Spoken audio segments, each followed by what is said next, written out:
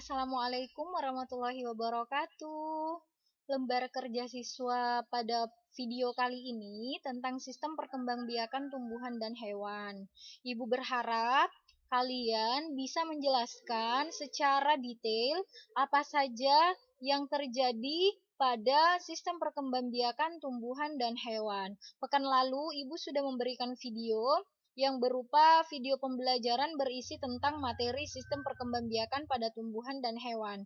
Kali ini video ini secara lebih singkat dan padat agar anak-anakku sekalian lebih cepat paham apa saja bagian-bagian yang akan kita ulas dalam sistem perkembangbiakan tumbuhan dan hewan. Baik.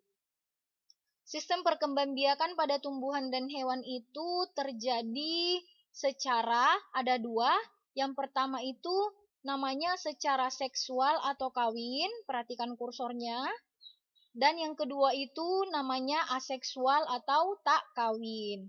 Nah, untuk pada seksual atau kawin ini dia melibatkan sel telur dan sel sperma. Peleburan antara sel telur dan sel sperma itu namanya fertilisasi. Nah, bagaimana perkembangbiakan seksual pada tumbuhan? Di situ dia melibatkan organ perkembangbiakan. Nah, kemarin pada tumbuhan ada berapa yang sudah Ibu jelaskan itu ada pada Angiospermae, Gymnospermae, tumbuhan paku dan juga tumbuhan lumut. Nah, organ perkembangbiakan untuk Angiospermae di sini yaitu bunga. Pada bunga terdapat benang sari dan putik. Benang sari adalah alat kelamin jantan dan putik alat kelamin betina. Kemudian pada Gymnospermae berupa strobilus. Jadi alat kelaminnya namanya strobilus ya.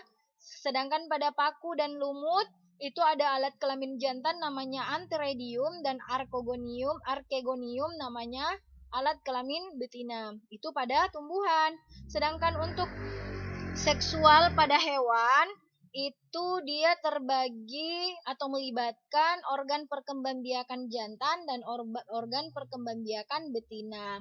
Dan perkembangbiakan pada hewan itu dia dapat dibedakan menjadi 3, vivipar, ovipar, dan ovovivipar.